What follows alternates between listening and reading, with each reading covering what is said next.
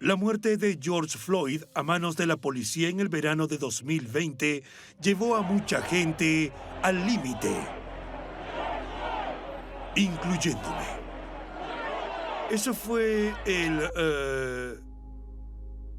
el colmo del horror. Eso es algo a lo que todos los afroamericanos tienen que enfrentarse en algún momento de sus vidas. He visto tantos casos de violencia contra la gente negra que no fue un shock. Tenía 8 años cuando Emmett Till fue asesinado y no podía entender por qué. Le pregunté a mis padres y ellos no pudieron explicármelo. Así que desde ese momento me dediqué a buscar respuestas. ¿Por qué la gente como yo está en peligro en mi país? ¿Qué hicimos? Las protestas por el asesinato de George Floyd nos han obligado a enfrentarnos a un problema que debemos corregir, y creo que esa urgencia realmente nos servirá de forma positiva. La necesidad de superar las injusticias en este país me animó a seguir la historia de una gran tradición. El derecho fundamental, incluso la obligación que tienen los estadounidenses de reunirse y levantar su voz para protestar durante la democracia. En ocasiones los intereses coinciden, pero otras veces están en conflicto. Cada uno de estos movimientos ha tenido un papel fundamental en la configuración de nuestra sociedad, nuestras leyes y nuestra cultura.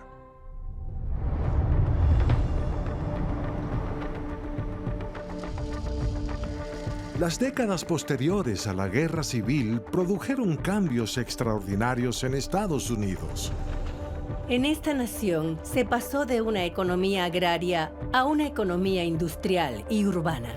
La vida de un trabajador no tenía ninguna de las protecciones salariales y de seguridad que tenemos hoy. La esperanza de vida es de unos 40 años, mucho más corta, mientras que la jornada laboral es mucho más larga. Jornadas de 12, 14 o 16 horas, pero hubo un movimiento de las clases trabajadoras para acortarlas a 8.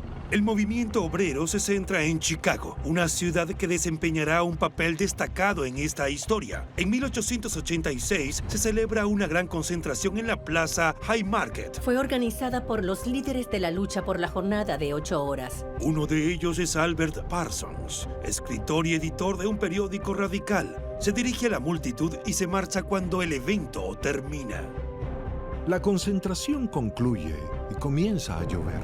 De repente aparecen los oficiales y obligan a la gente a dispersarse, y justo cuando lo hacen, una bomba estalla entre las filas de la policía. Se desata el caos. Un policía muere, producto de la explosión, y sus compañeros comienzan a disparar contra los trabajadores. Rápidamente, todos huyen, dejando atrás a cientos de heridos. 7 policías y al menos un civil mueren a causa de la violencia.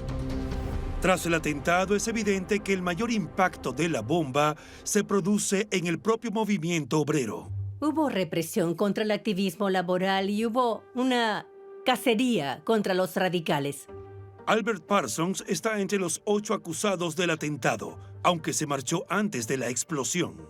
Tenía fe en el sistema legal y se imaginaba que no sería condenado porque ni siquiera estaba allí. No solo fue condenado, sino que fue uno de los 4 ahorcados el 11 de noviembre.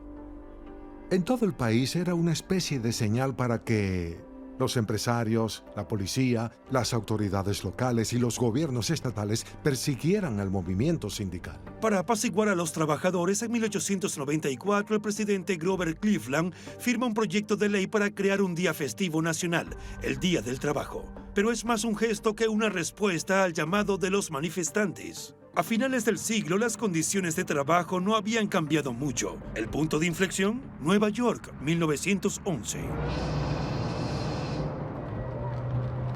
Es cuando la gran mayoría de la población inmigrante europea llega a los Estados Unidos y vinieron a satisfacer las necesidades de mano de obra de un país en vías de industrialización. Las mujeres se convierten en la columna vertebral de la industria de la confección.